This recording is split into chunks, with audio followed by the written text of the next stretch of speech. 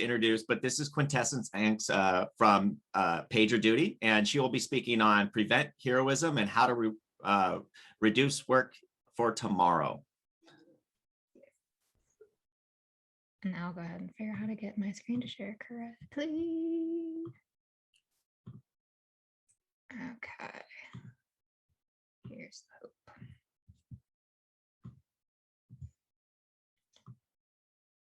I think you all even might get to see me click and drag this little not text area, but anyhow, there it is, because now I can actually use my Zoom tools. It looks great. We can see it. Awesome. So as mentioned, I'm going to be talking about how to work today so that you don't have to work as much tomorrow. And the title's super verbose, but very clear. All right. So in order to get started, I want to talk a little bit about the inspiration for this talk.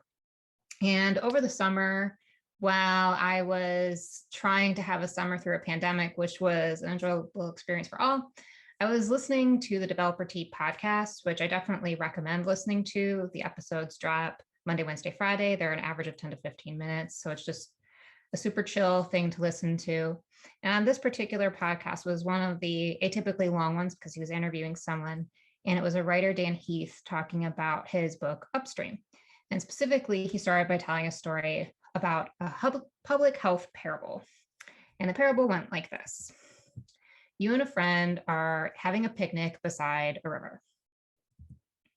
And suddenly you hear a shout from the water and you look and you see a child drowning. So you go in and try and pull the child out and get to the shore. Unfortunately, you then hear another child and then another. So you and your friend are now jumping into this river trying to pull all these children out. And in one of the later grabbings, you notice it's just you. You look up, your friend's walking away. You say, "Where are you going?" And your friend responds, "I'm going upstream to tackle whoever's throwing these kids in the water." So upstream in this context is the work that is proactive and preventative that reduces the need for reactive or downstream work. And what does this look like for ops, right? Because that's a great, health parable, but we don't normally go swimming. Well, we might, but not like that. Okay.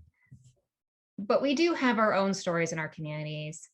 And for a moment, I will be talking about the Angry SIS Admin. The Angry SIS Admin has a lot of problems.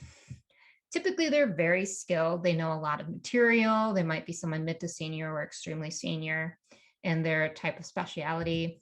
So they're asked a lot of questions because they know everything. They're not just a T-shape, they're just a block of knowledge. And so everyone keeps asking them questions. And because people keep asking them questions, it kind of self-perpetuates because either they know the answer or they research the answer and so on and so forth, and it gets in a lock. We also work overtime because they might find themselves answering a lot of questions or doing a lot of work that maybe if you ask them their job description is not their job description, but that also means since they do have the requirements of their job that they need to get that done at some point. And so overtime it is. In some cases, you'll also find that clients or customers or whatever the verbiage that applies is will want to meet them as well, because why talk to the non-technical people when you can talk to the technical people, when you can talk to the people who built the thing that you want to buy or use or that broke for you or you need to ping their API. You want to talk to the person that has a good solid grasp of all of these technical underpinnings. And that is yet another demand on this particular Angry SIS Ads time.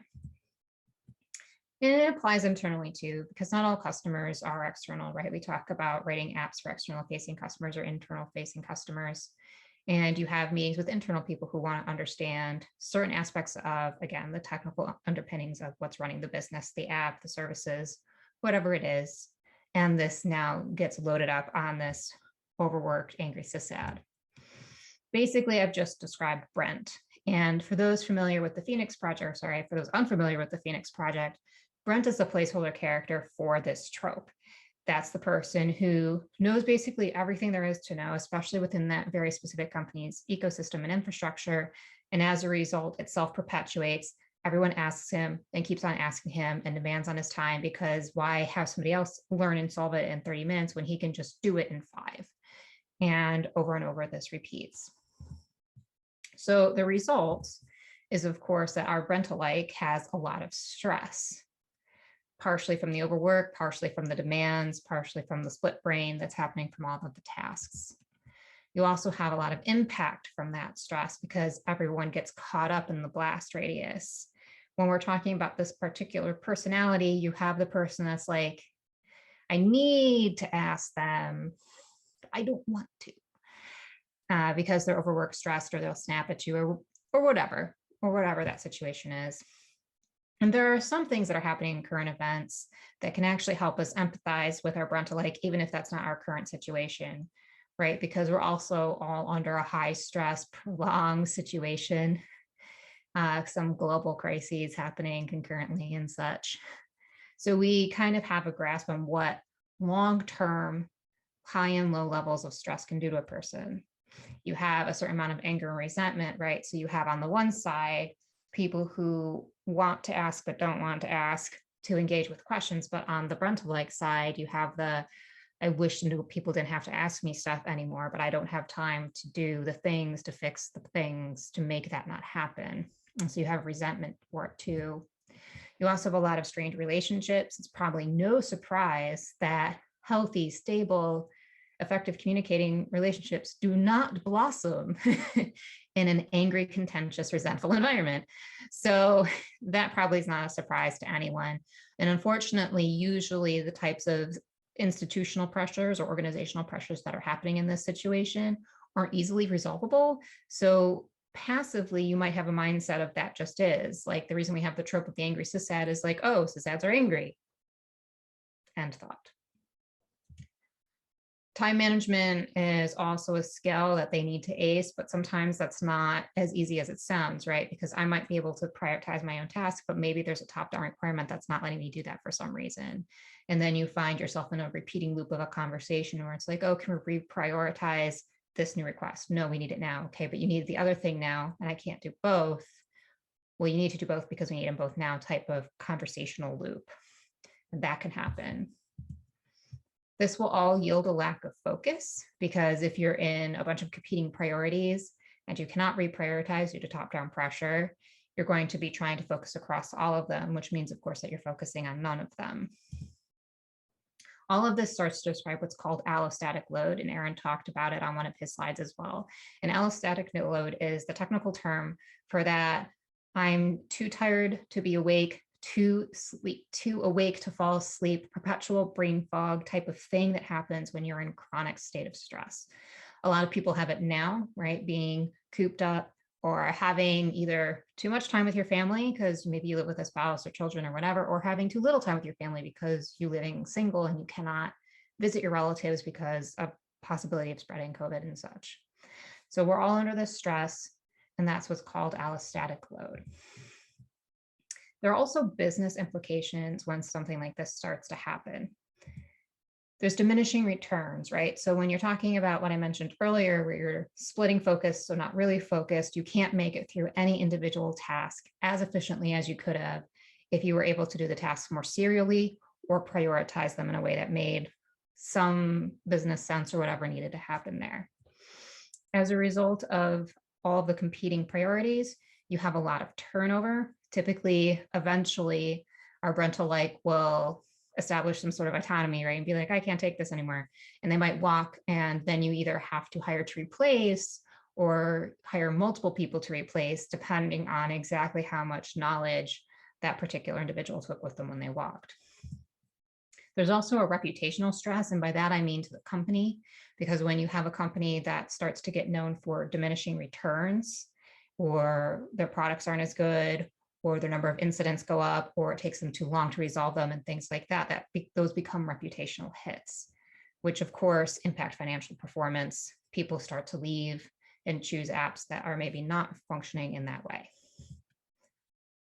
So this could continue to go on. I could keep talking about downstream implications of what happens when this perpetuating cycle gets out of hand, but I won't, because that's not the purpose of this talk. I really just want to solidify that as much as from a human perspective, stress very much matters for us as individuals and for our coworkers and colleagues and people we care about, it also matters abstractly to the business. So flipping back in your team or org, If you're not already focusing on the upstream work, you're going to need to make some space for cultural shifts. And there's this phrase that nothing happens in a vacuum. And to the point of DevOps, nothing should really be happening in silos either. You need buy-in from the people with decision-making power because you need to start shifting mindsets. And in order to do that, you need to explain why the silos and the vacuums are actually causing impactful harm. And you're going to need to make that business case so that management aligns with you, which will hopefully help to give you some breathing room to address the things that will be the upstream work that will make the downstream work less hectic for you. So let's get started by shifting all over the place. First things first, you're going to need to brainstorm your work. And by that, I mean, sit down with it and see what all the influx looks like. What are you asked to do? What are you normally asked to do? What are the one-off requests? What are the one-off requests that are technically one-off requests, but are actually repeating requests and things like that. You just need to sit down, and it can even be for 10, 15, 20 minutes, and just start writing everything out. Don't worry about categorizing it. That'll be later. And then you need to start figuring out which stream. And when I say stream, I'm going back to the core of this talk with upstream and downstream work, because some of the work that's going to be asked of you, even when you haven't thought about it mindfully, is going to be upstream. You just haven't categorized it as such yet. You're also going to be looking for patterns. So once you have your initial brainstorm and you have things to pick through, start looking for those patterns to see if things are related together, if one task immediately resolves another task just by virtue of being done, and other things like that, and start to aggregate your tasks as such. And then you're going to switch to upstream mode. And the idea here is to not only look at the tasks that are being categorized as upstream, but see if there are any other more reactive tasks that either do or could have an upstream counterpart, to see if there are ways that you can push the workflow out of reactive into something that's more planned. When you're talking about reactive and proactive work, there are a few different categories that you can use. They're short-term versus long-term, permanent versus temporary. So as a few quick examples, if you notice something maybe can just be deleted because of repeated interventions or something, and you just delete it, then that solution can be done maybe in a single sprint or even in a day, and that is going to be permanent. So it is short-term permanent. You did it quickly and it resolved indefinitely. If the solution is re-architecting, maybe changing from monolith to microservices or changing from Perl to Python for whatever reason, that is a specific example because I've seen that done. That would be something that would still be permanent, but long-term, right? You're not doing it in a day or in a sprint. This is going to be happening in phases or in stages until it's done. A long-term temporary solution would be anything that maybe you scripted and intended to be short-term and temporary, but it's not actually, and you're never going to fix it, but it really should be in that.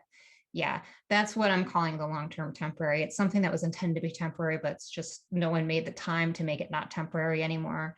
And then short-term temporary is exactly how it sounds. You immediately deployed a quick fix and are still crossing fingers that you are going to make a more permanent solution later. And then using this information, you can plan and prioritize. So you're going to know the scope, and now that you know which things can prevent more downstream work, you can prioritize a little differently.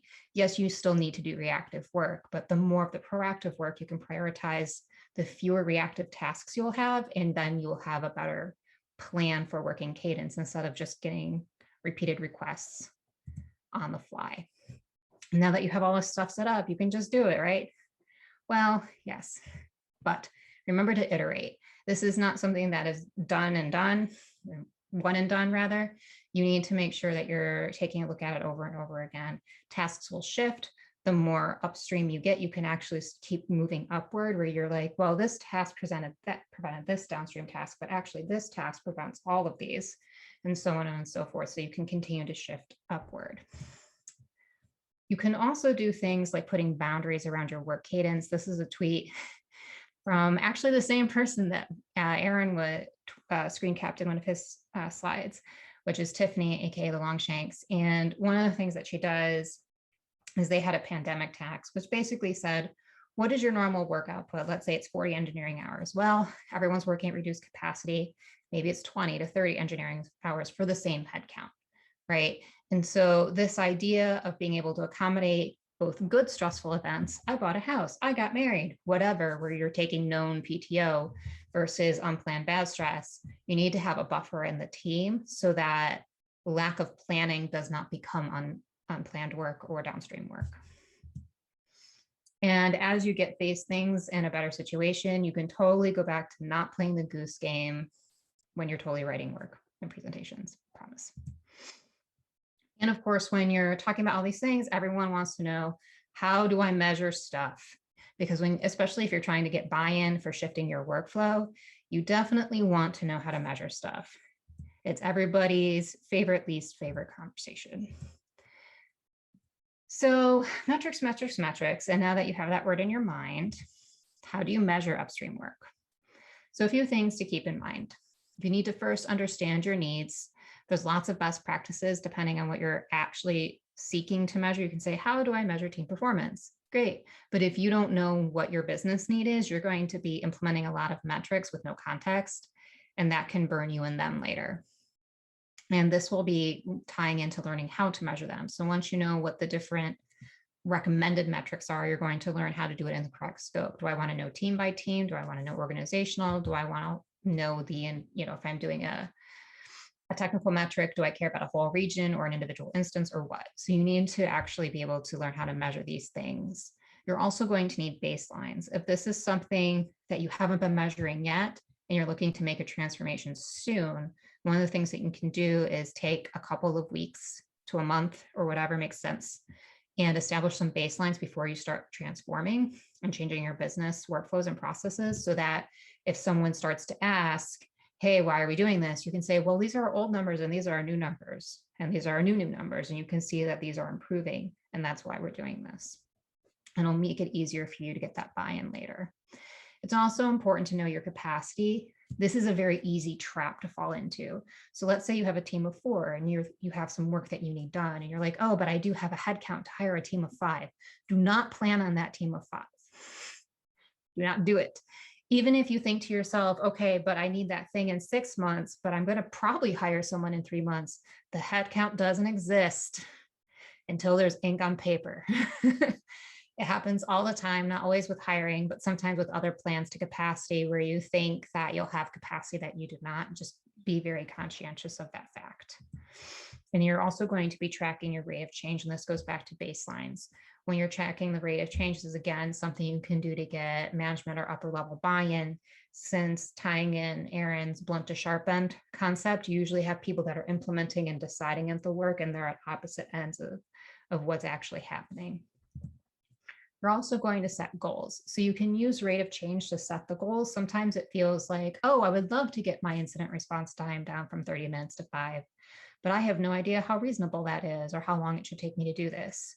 Once you have a goal, for instance, I would like it to reduce from 30 to 5, but if your rate of change indicates that that won't be very quick, you can say, I will do this in 6 months instead of I will do this in 2 weeks.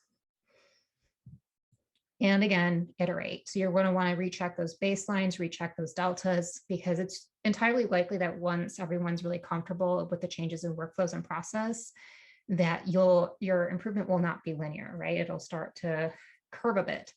And then that will be good, but you'll also want to make sure that you're checking with it so that, again, planning for capacity and bandwidth and all those things, that you're taking those into account. And you're going to use some of the same metrics that you're already using. You're just shifting your perception around them and maybe the scope of them and their application. And I'm going to provide a couple of samples to get started in the context of this conversation, just so it's not zero to hero here, but some metrical thoughts. You have service level agreement compliance, change failure rate, question volume, Slack keyword mentions, unplanned work rate. Slack keyword mentions can be something like tracking if questions are being asked and such, and I'll get into that in a second. So service level agreement compliance, hypothetically, right? You're changing your process. So your response times are better, your outage times are reduced. Therefore, you are more in alignment with your surface level agreements. So if you're tracking how compliant you are, you should see your compliance increase. Your change failure rate, you should fail less. So this will decrease. And this has to deal with any unplanned outages. So the idea here, remember, is that you're shifting things to become more and more plannable. And so the unplanned outages and the unexpected should shrink. Your question volume should shift. That won't necessarily shrink. You'll probably see it spike and drop. And what I mean by that is, let's say you release a new feature. So you might get a ton of questions about the feature because it's new, but you should see it drop. On the other hand, you should see questions about problems also drop if you're addressing them quicker because they're not lasting as long. So if you think about an outage where maybe it takes a long time to announce why a certain region or whatever is out, right? They're going to be questions generating in that time. So the longer there's an outage, the more questions. So those types of questions should decrease. Slacking keyword, community keyword mentions is again another way of tracking kind of questions, but also statements like, hey, this is down for me, down detector style, or any other common questions around something you haven't implemented yet. Like, oh, I really wish that this app did this thing. Oh, no, it doesn't do that thing. Okay, and you might see those threads pop up in your communities until you address it. Unplanned work rate should decrease. And just as a quick high level of all of that, because it was super fast, upstream work is proactive, preventative work. Downstream work is the reactive work. Upstream work reduces the stress and extends impact. To shift, categorize your downstream work and reduce it. And then know what you need to ask and why you're asking it. Make sure you're defining what success means and then quantifying that with metrics. Everything here is up on my noticed, and it's actually also on my last slide. And with that, I have time for questions. I don't see any questions in the chat yet, so I'll give them a little time to think of them and post them. Yeah. I like your point about, if you're going to hire somebody, don't count that head count yet, that kind of thing. And I know we used to say when I was a grumpy old sysadmin, I was like, a new hire is a net negative for the first 6 months. So you don't want to count that head count saying, yes, we can do, 50% more because we're hiring 50% more people. No, you're probably at like 75% for 6 months. And then you start to ramp up to that 50% more. Yes, exactly. And it's such an easy trap to fall into because sometimes it's not even as straightforward as hiring. It's just that to your point about the 6 months, you might be like, oh, cool, I do have the headcount, but I haven't accounted for the onboarding of the headcount and other things that are just common to shift around a little bit. Okay, there's one question. What are some tips around a team getting credit for silent system due to proactive work that prevented a lot of issues? So the idea, yeah. So the idea I would have with that is to show the decrease, like if you have baselines, let's talk about it like that. So if you have a baseline and you can see this is our number of instances, this is our average, time to resolve and things like that, and you're showing those numbers drop, you need to actually get a certain amount of awareness for what that drop means. So sometimes people are just like, cool, it dropped by 50%, but I don't know what that means. And being able to explain what that means and also establish like a positive reinforcement where you want to see super low numbers for those types of metrics or high, depending on what you're measuring, right? Choose whichever end of that spectrum fits, but you need to be able to explain what the silence means. So you can do this in part by explaining what the noise means, right? So we eliminated noise from this because noise means that. Because keep in mind, remember, we're not, people in technology are in technology. People outside of technology are very much not. So they don't actually appreciate, not necessarily out of malice, why or what, or why did you simplify this dashboard and what does that mean for you? I don't actually understand even when I'm looking at simplified or complicated. And so when you can start to bridge those knowledge gaps to something that's a little more abstract for someone who's not in technology, which most management layer wouldn't be, then you can start to have kind of a cultural shift in their mindset where you're like, oh, I'm improving this for us, which improves these other things for you, and tie it back to them. Does that help, or do you want to follow that up with anything? So, Austin, if you want to, no, that seemed to cover. And I don't see any more questions, so thank you. Well, as soon as I say that, it posts, of course. Just keep saying it. It's okay. How do you handle the chicken and egg problem of wanting to fix the upstream but not having the matrix to metrics, sorry, to clearly define fixing, result, and relief. Without that clear cause and effect relationship, it can be hard to get funding, people hours for the upstream problem. Okay, so I think if it were me, and that's been me in the past, the way that I've tried to do it is first identify the problem in a way that, again, non-technologists can understand and say, hey, I can't release these features at the cadence you want, or I can't do these fixes at the cadence you want because, and give them a very quick summary, right, about the because. And then say, I would like to do this for you, but I need you to let me do this for me. And this is a very like, when you're talking to non-technical people, I actually have a separate talk about how to get buy-in for stuff, how to make technical arguments to non-technical people, which might help. It was at All Day DevOps. If you all want to go splunking for it, I'm pretty sure it's up somewhere. But the idea is you need to tie it back into them, and you need to keep the technical jargon minimal and keep the impact lingo high. You need to say what things mean more than what they are. I was just Yeah, following up. oh yeah, thank you. So when you're trying to do that, so first you say, this is the impact of the lack of this thing that I would like to implement, or this fix I would like to make, or to directly the point, being able to prioritize fixing work and upstream work, what that impact is, what I'm specifically trying to impact is, and then just start listing stuff. I want to improve our cadence. I want to improve our resolution time. I want to reduce our SLA. I want to, right? And you're going to start naming a few things that actually have meaning outside of code. And once you explain it in terms of impact, you can use that to get buy-in, because you want to tie it into their objectives as well. You know, the management layer, and you can do this by asking, just to be clear. If you don't know what their objectives are, just ask and say, hey, what do you need me to do? And then you tie your stuff to their stuff so that you have a common objective. And then your goals are their goals. That's how you get buy-in.